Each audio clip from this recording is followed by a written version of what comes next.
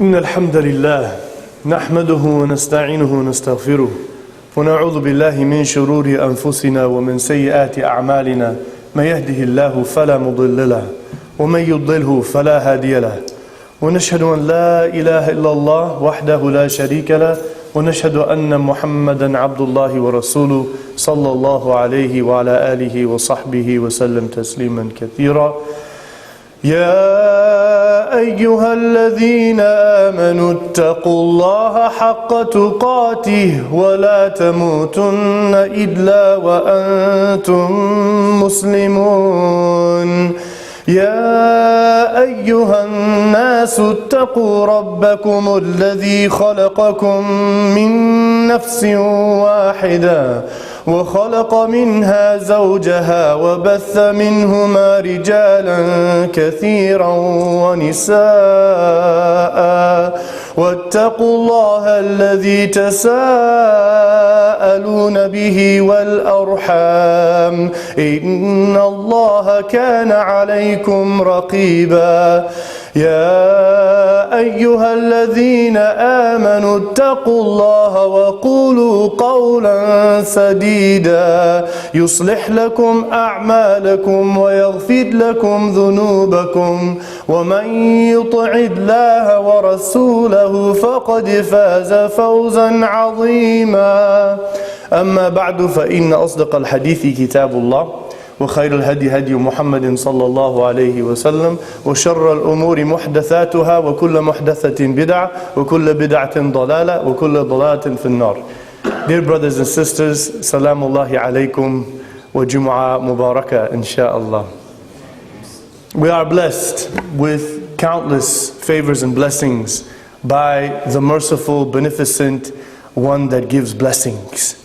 And we soak up every day so many blessings. And he reminds us in the Quran and the example of his beloved Prophet that he sent to complete his message to mankind of a lifestyle, of a prioritized lifestyle that will reflect gratitude for all of his blessings. And the most important of those is guidance. And guidance requires someone to be diligent in seeking it. It would be the fool in the dark area that there's all these different things in the way and possible injuries and danger, and they know that they can just simply go over here and get the lamp and then they can turn the lamp up. So that person who chose not to get the lamp and then goes and gets hurt, endangered and destroyed as a result of walking around in the darkness is a person who is lost their common sense and reason, right? And so that's why the Quran keeps saying, إِنَّ فِي ذَلِكَ لَآيَاتٍ لِأُولِي الْأَلْبَابِ. This is verses for those who have an intellectual spiritualism. And that's obviously, as you know me over the last 4 years, a big focus of my emphasis of my message. This is the message of the Holy Quran. It's not my message, it's the one that I feel is very strongly emphasized. So it says in the Quran that you should be an intellectual person in your spirituality, and you should be spiritual in your intellectualism. This is a Quranic vibe. And so that is seeking guidance and understanding it and passing it on. That all comes together. So I'm going to talk about this being my last sermon here, some advice, nasiha or wasiyah, moving forward. As you know, I will probably only come to visit periodically after this day, which Allah subhanahu wa ta'ala knows the future. You never know what will happen, but we have priorities that we have to seek according to the revelation. In Surah Al-Balad, there is this reality of the human being, and the reality of the human being living in a place and having a huge responsibility. So if you look at the tafsir of Surah Al-Balad, some of we memorize when we're little kids, but we should go deep, as I always emphasize. We should go deep in looking into these things. And so the human being is living in this land. This is specifically talking about the Prophet ﷺ living in Mecca. And in his time, Mecca was completely immoral in so many different ways, corrupt. There's no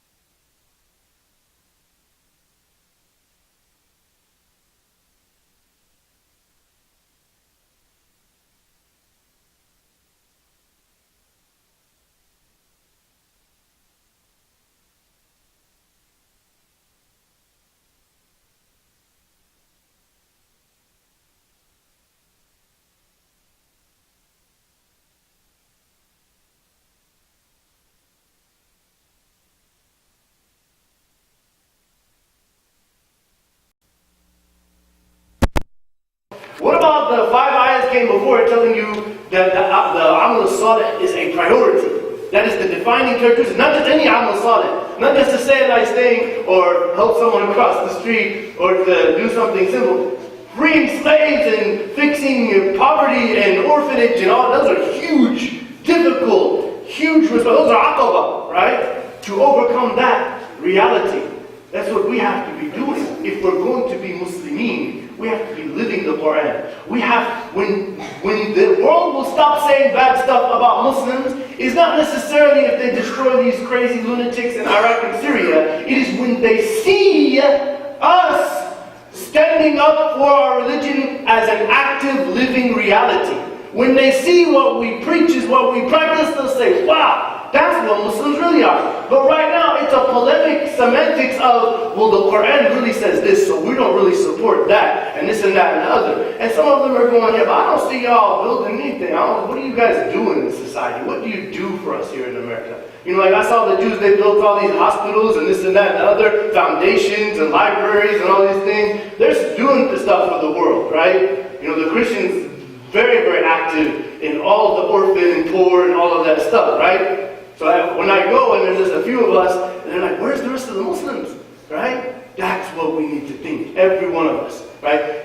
I know some of you are struggling with your kids at faith and all of that. Because it's just an argument. It's like, this is what you must believe in, these are the rules, right? But take them out to take care of a homeless person or an orphan, their faith will rise through the roof immediately. They will love Islam because they will feel that purpose being served, and they won't see it as just a philosophical argument, right? This is the reality that we're looking for. And so it says, ثُمَّ كَانَ مِنَ الَّذِينَ آمَنُوا وَتَوَاصَوْا بِالصَّبْرِ وَتَوَاصَوْا بِالْمَرْحَمَةِ. What this is saying is, you have these things, these freeing of the slaves and taking care of poverty and orphans and all of that, it cannot be done properly unless based in true faith. And true faith cannot be true faith without revelation, without knowledge and deep understanding of the scripture. As Ibn al-Qayyim said,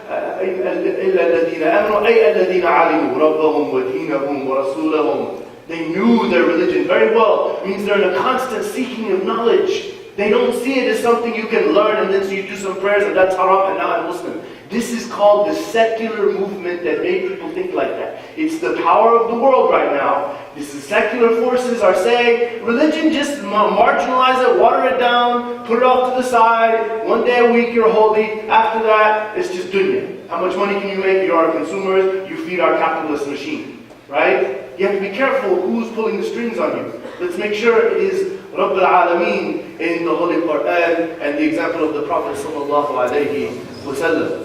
Right? So this is the final reality of this surah is saying, if you have faith and you understand faith and you have knowledge, you will know that to understand the religion is quite easy. But to live it is no easy chore.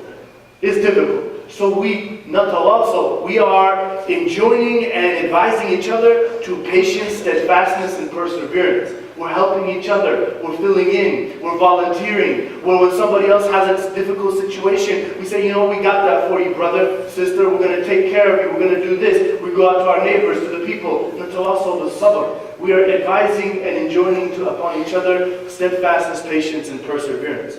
And because many people will struggle with it, we will find ourselves in difficulty. Some of us will not live up to the greatness and the pure. This is the big problem many Muslims have. Quote-unquote religious Muslims go around judging everybody and being harsh to people who aren't on their quote-unquote level, when in fact their arrogance makes them below the level of other people. But they do this and they don't realize that وَتَوَاصَوْا بِالْمَرْحَمَةِ. We have to realize everybody's at a different level. And many people have good things in their heart. Many people, they have good intentions, but their knowledge or their environment or their circumstances do not make it as easy as you to understand and practice Islam. So have mercy and compassion with your brothers and sisters in faith. And even more than that, have mercy and compassion with people who don't know about the faith. Oh, those Americans. They don't know anything. All they're seeing is it's like terrorism. So why would you judge them for judging us when they don't know? And whose responsibility that they should make them know? Whose responsibility that should cause them to know what is Islam? It's ours, so we should be mad at ourselves if we have a problem with the way immorality is growing and people are attacking and against our religion. We have to be the ones that show and prove and show that example. If we do that, we will be successful. And this life and the hereafter. We ask Allah subhanahu wa ta'ala to forgive us, guide us, and make it easy upon us in our path.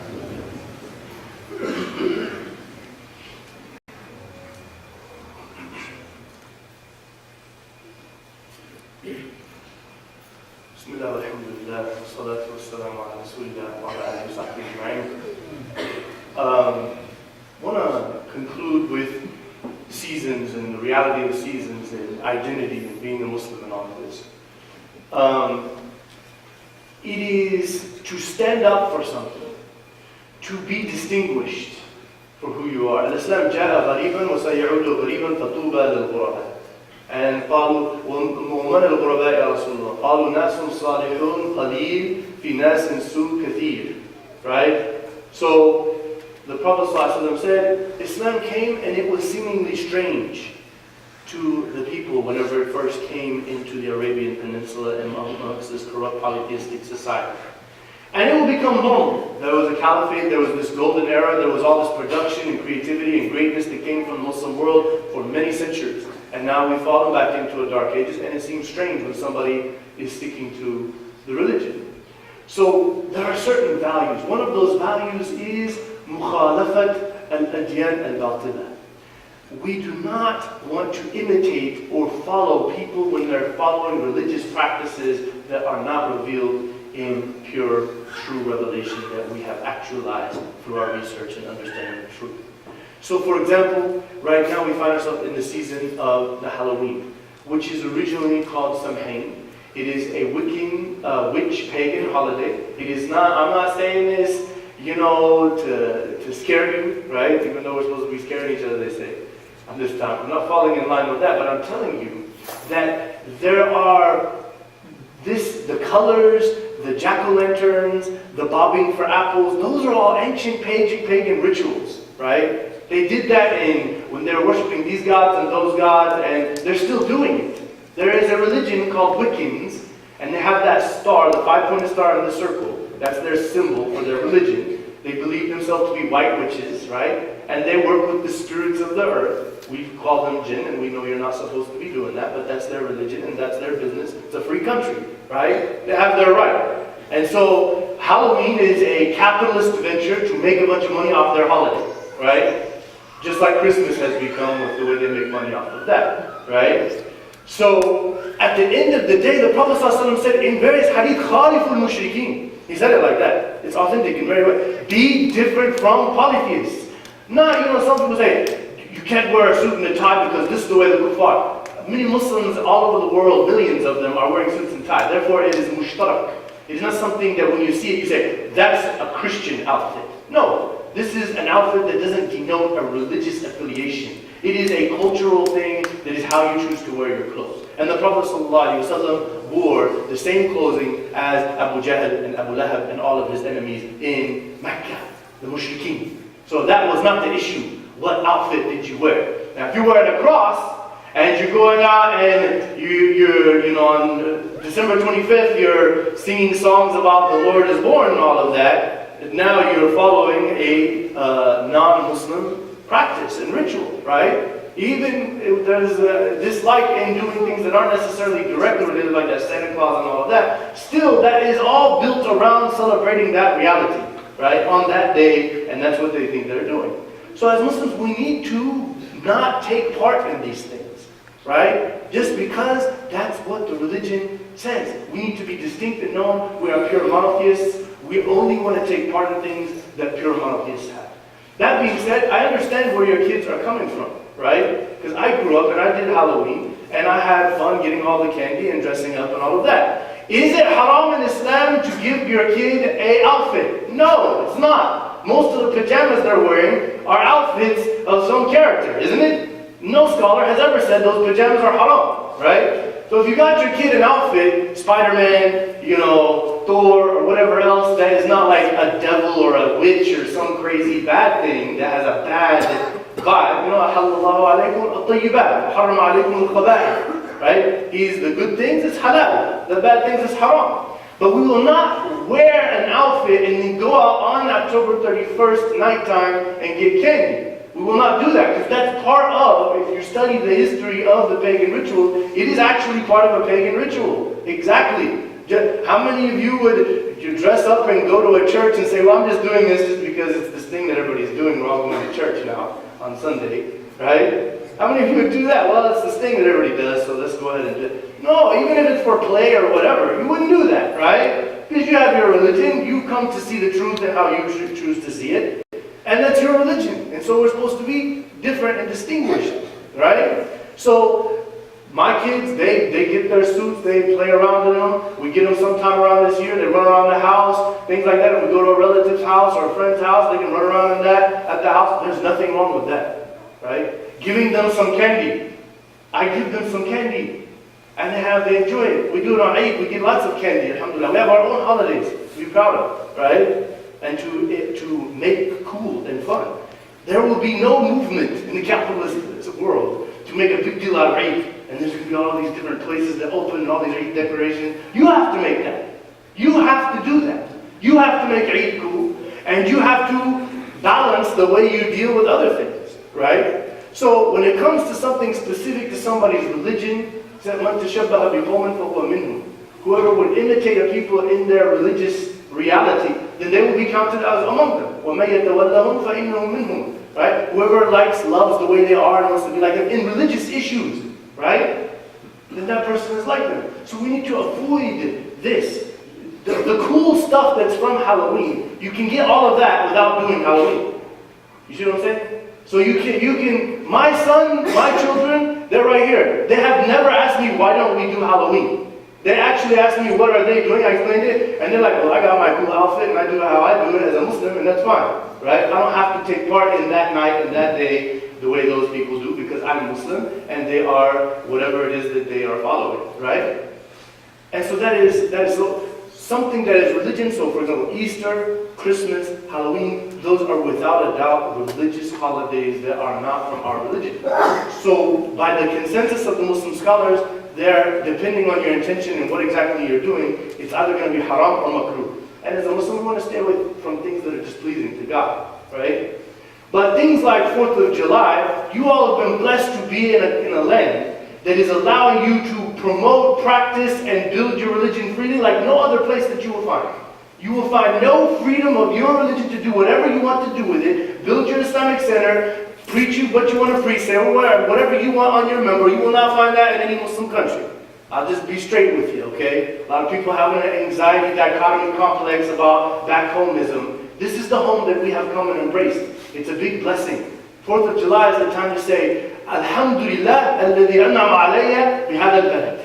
The one that has given me the opportunity to live in this land and make this lifestyle and have the freedom to practice and preach and build my religion freely. That is a big blessing to me, right? Because it is not a religious holiday. It's something that's related to culture of the society. Same thing with Thanksgiving and birthdays and other things.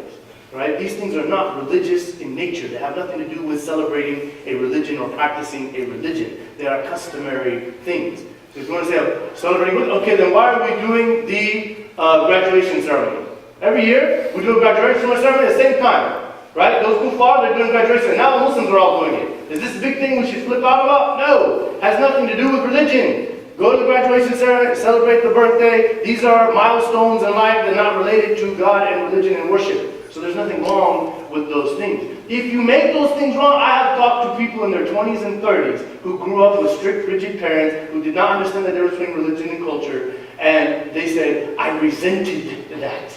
I grew up resenting that I could not have a birthday because I did not understand their logic and reason why that was wrong. And when you say I resent it, what do you think they're really resenting? They're resenting the religion that seems not to make sense, right? If you're going to survive as a community in this country, you have to understand the nuance and the depth and the beauty and the richness of Islamic law so that you can build a future generation properly, right? If you have this the land I was born in and everything in it that seems to be different from my culture, from some other land that I don't live in anymore, you're going to have a very difficult, hard time growing and developing. And unfortunately, I've met many people who left Islam, and a lot of their words about what their struggles and things about were is related to this mentality. right? So if we're trying to build and grow, we have to understand that Islam is rich and beautiful. If we're trying to reach bounds of conveying the message of Islam, we have to go deep.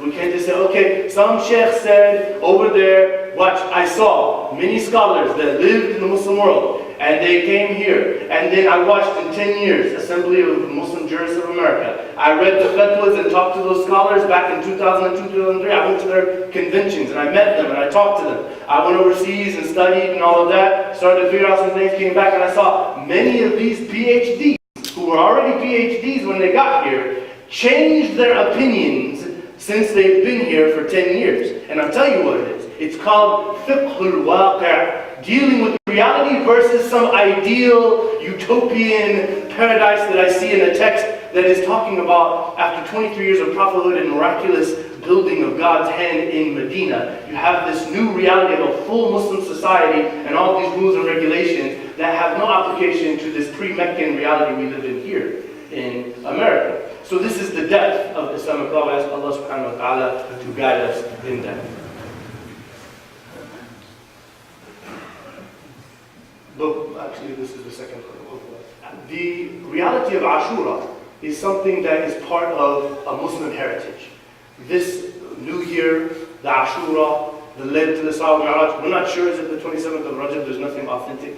The Prophet ﷺ's birthday, this is not a holiday that we practice because it wasn't done by the Prophet ﷺ, but it is a time to remember and reflect. We should be reflecting on the Prophet ﷺ's life every day, regularly. It should not be one day of the year we love the Prophet ﷺ, we get some sweets and things like that. We should be every day embarking upon a lifestyle where we love the Prophet ﷺ and we're bringing about it. Because the Prophet ﷺ says, مَنْ أَحْدَثَ شَيْئًا فِي أَمْرِنَا هَذَا مَا لَيْسَ مِنْهُ فَهُوَ رَدٌّ. Who would ever introduce something in the affair of ours of religion as Muslims that is not from it, that person would be rejected, right?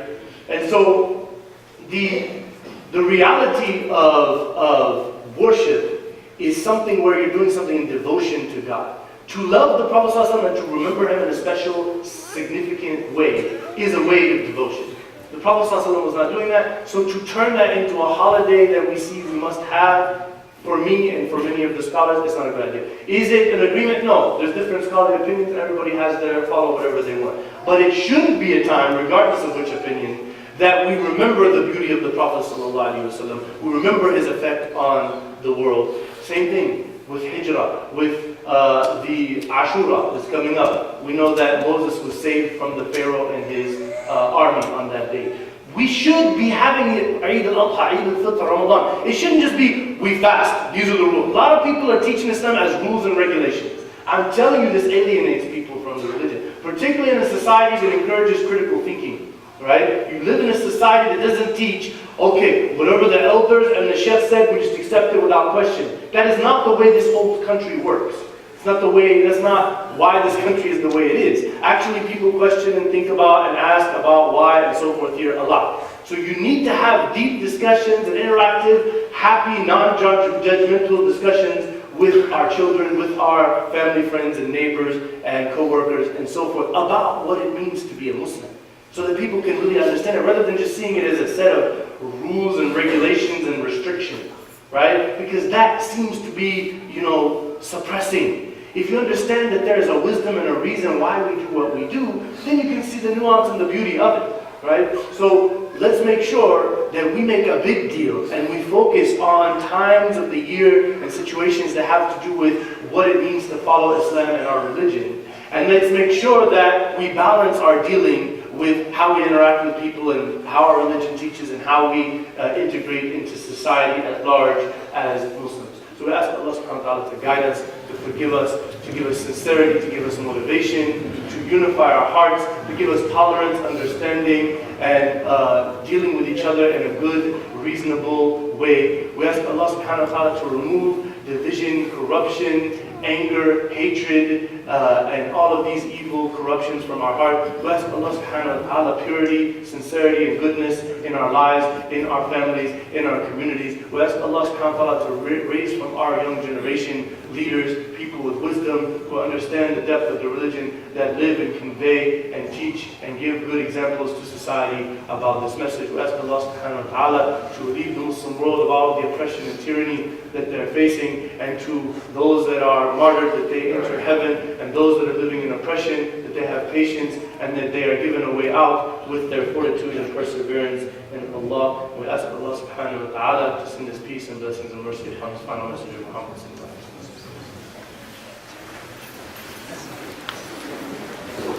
الله أكبر الله أكبر